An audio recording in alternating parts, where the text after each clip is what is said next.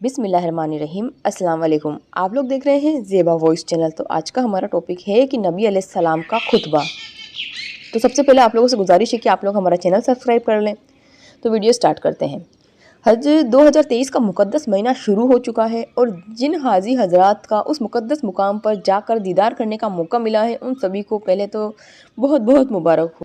حج اور عمرہ میں کیا فرق ہے؟ حج اور عمرہ میں زیادہ فرق نہیں ہے، سب سے بڑی بات تو یہ امپورٹنس کا فرق ہے۔ حج مقدس مہینے میں کیا جاتا ہے اور خاص تاریخ 8 سے 12 کے بیچ میں کیا جاتا ہے۔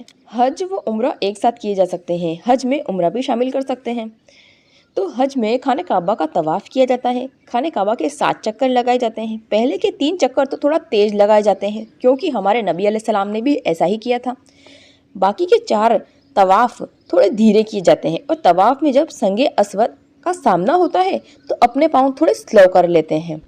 اور استبا کا حکم ہے۔ استبا کا یہ مطلب ہوتا ہے کہ آپ دایاں کندھا کھلا رکھیں گے اور چادر داہنی بغل کے نیچے سے نکال کر آگے اور پیچھے دونوں طرف رکھیں گے۔ چادر کا دوسرا کنارہ بائیں کندھے پر ڈالیں تو اسے استبا کہتے ہیں۔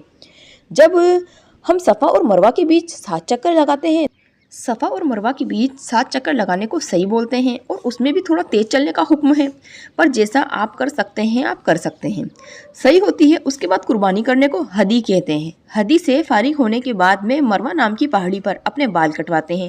جب ہمارے نبی نے مکہ فتح کر لیا تھا اور اس کے بعد پھر جب انہوں نے حج کیا تھا تو قصوہ اونٹنی پر کھڑے ہو کر نبی علیہ السلام نے 9 ذی الحجہ کو خطبہ دیا تھا۔ اس خطبے کو رابعہ بن امیہ بن خلف نے پڑھ کر سنایا تھا۔ مطلب رابعہ بن امیہ بن خلف کی آواز بہت زیادہ بلند تھی تو انہوں نے اس خطبے کو ریپیٹ کیا تھا، ٹھیک ہے۔ تو خطبہ اس طرح سے ہے، ہمارے نبی نے کیا خطبہ دیا تھا۔ پہلا پوائنٹ ہے، لوگوں میری بات دھیان سے سن لو، شاید میں نہیں جانتا کہ اس سال کے بعد اس مقام پر میں تم سے کبھی نہ مل سکوں۔ دوسرا پوائنٹ، تمہارا خون اور تمہارا مال ایک دوسرے پر اسی طرح پاک ہے جس طرح تمہارے آج کے دن کی رواں مہینے کی موجودہ شہر کی گرمت ہے۔ تیسرا پوائنٹ، سن لو، جاہلیت کی ہر چیز میرے پاؤں تلے رون دی گئی ہے، جاہلیت کے خون بھی حرام کر دیا گیا ہے۔ پانچواں پوائنٹ، ہمارے خون میں سے پہلا خون جسے میں ختم کر رہا ہوں وہ ہے قبیلہ حذیل، ربیعہ بن حارث کے بیٹے کا خون ہے۔ یہ بچہ بنو سعد میں دودھ پی رہا تھا اور اسی ایام میں قبیلہ حذیل نے اسے قتل کر دیا۔ چھٹا پوائنٹ، جاہلیت کا سود ختم کر دیا ہے۔ ساتواں پوائنٹ، ہمارے سود میں سے پہلا سود جسے میں ختم کر رہا ہوں وہ ہے عباس بن عبد المطلب کا سود، اب یہ سارا کا سارا سود ختم ہے۔ آٹھواں پوائنٹ، عورتوں کے معاملے میں اللہ سے ڈرو کیونکہ تم نے انہیں اللہ کی امانت کے ساتھ لیا ہے۔ عورتوں کو تم نے اللہ کے کلمے کے ذریعے حلال کیا ہے۔ لوگوں، تم عورتوں کو سخت مارنا، ان کا حق یہ ہے کہ تمہیں انہیں معروف کے ساتھ کھلاؤ پلاؤ۔ نواں پوائنٹ، میں تمہیں ایسی چیز دے کر جا رہا ہوں کہ اگر تم نے اسے مضبوطی کے ساتھ پکڑا تو ہرگز گمراہ نہ ہوگے، اور وہ ہے اللہ کی کتاب۔ 10واں پوائنٹ، میرے بعد کوئی نبی نہیں ہے اور تمہارے بعد کوئی امت نہیں ہے۔ 11واں پوائنٹ، اپنے رب کی عبادت کرنا، 5 وقت کی نماز پڑھنا، رمضان کے روزے رکھنا، خوشی خوشی اپنے مال کی زکوٰۃ دینا، اپنے پروردگار کے گھر کا حج کرنا، حکمرانوں کی اطاعت کرنا، ایسا کرو گے تو اپنے پروردگار کی جنت میں داخل ہوگے۔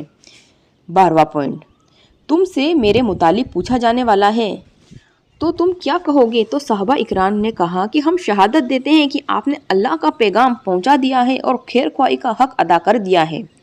یہ سن کر آپ نے انگشت شہادت کو آسمان کی طرف اٹھایا، یعنی سیدھے ہاتھ کی شہادت کی انگلی کو لوگوں کی طرف جھکاتے ہوئے فرمایا، اے اللہ گواہ رہے۔ 13واں پوائنٹ، زمانہ گھوم کر پھر اسی دن کی حیثیت پر آ پہنچا ہے جس دن اللہ نے آسمان و زمین کو پیدا کیا تھا۔ سال 12 مہینے کا ہے جس میں 4 مہینے برکت کے ہیں، 3 لگاتار ہیں یعنی ذی القعدہ، ذی الحجہ، محرم اور رجب مضر کا مہینہ جمادی الاخر اور شعبان کے درمیان آتا ہے۔ 14واں پوائنٹ، لوگوں میرے بات پلٹ نہ جانا، آپس میں ایک دوسرے کی گردن نہ مارنا۔ 15واں پوائنٹ، شیطان مایوس ہو چکا ہے، کوئی بھی ظلم کرنے والا اپنے سوا کسی اور پر ظلم نہیں کرتا، یعنی اس ظلم کی سزا میں خود ہی پکڑا جائے گا۔ باپ کی جگہ بیٹا نہیں اور بیٹے کی جگہ باپ نہیں۔ تو یہ خطبہ ہمارے نبی علیہ السلام نے حج کے دوران پڑھا تھا۔ آپ لوگ اس ویڈیو کو شیئر کریں تاکہ ہر انسان تک، ہر مسلمان تک ہمارے نبی علیہ السلام کا خطبہ پہنچے کہ انہوں نے خطبے میں کیا پڑھا تھا۔ تو ملتے ہیں اگلی اور اسلامک نالج والی ویڈیو کے ساتھ۔ اللہ حافظ۔